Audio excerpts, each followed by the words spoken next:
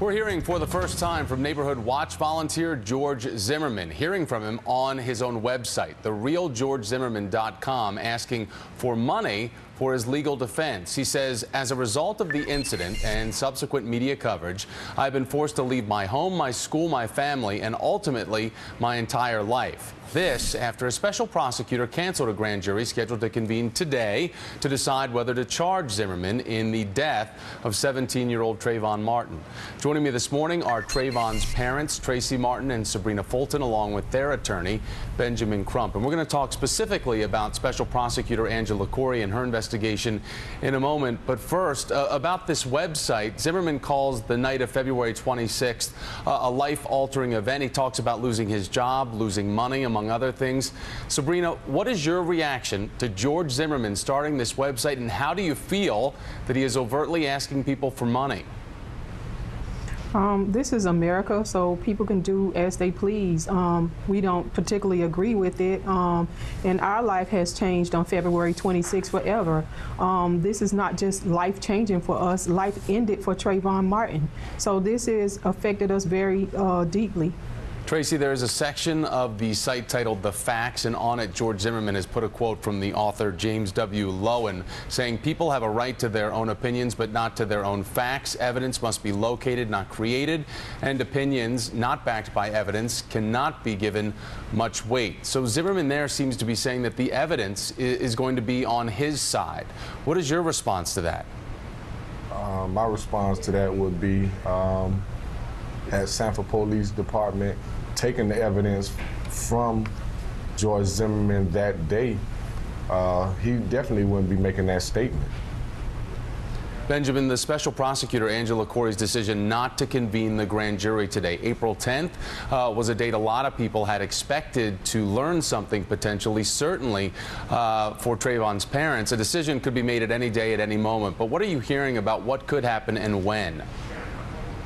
Well, Thomas, we were encouraged that she did not convene the grand jury, because that meant that Ms. Corey was going to either make a decision to go ahead and arrest George Zimmerman for killing Trayvon Martin, what we've been asking for all along, and that she has enough evidence.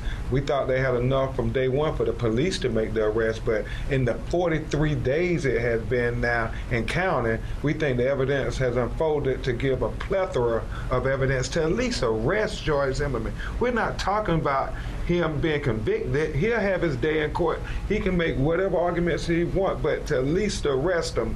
And so we're encouraged and we're prayerful that an arrest is imminent now, any day. And the last thing I'll say on that one point, it goes without saying, it's 43 days. Had Trayvon Martin did this, we believe he would have been arrested day one, and people are talking about outrage. Well, if it was reversed, we would have real outrage, and I don't think it would be as peaceful as it has been. And Sabrina and Tracy have encouraged everybody to stay peaceful, and let's be prayerful and patient. Tracy, there has been some discussion that your family could file a civil suit against the homeowners association of the property where Trayvon died. Is that something that you want to pursue while the criminal process still plays out? That's a legal question. We're not dealing with that right now. We just at first want them to be arrested, and then we'll deal with other stuff. Sabrina, let me ask you then, the online petition that you all started now has over 2.2 million signatures on it. The protests that have happened in your son's name, they continue, one even shutting down the Sanford Police Department yesterday. Have you prepared yourself, Sabrina? Have you and Tracy, the entire family, prepared yourselves for the possibility that George Zimmerman may not be charged? We're still hopeful, so we haven't looked at the negative side of him not being charged. I guess we'll cross that bridge once we get to it, but right now we're still hopeful that he will be arrested. Tracy, as Benjamin points out, it's been 43 days. How are you and the rest of your family holding up? We're trying to stay strong. We'll continue to pray. We have strong faith. We believe we're very religious people. We believe that when prayer goes up, blessings come down. We continue to pray each and every day. We lean on each other's shoulders. We have our good days and our bad days. we're dealing with the loss of a child. We really haven't had time to grieve, but it's definitely made a drastic change in our lives, because you're asking two parents that love and care for their child to adjust their lives without their child now. And just learning to deal without him being around every day is something that I don't think I'll ever be able to deal with. And Sabrina, for you, how are you holding up?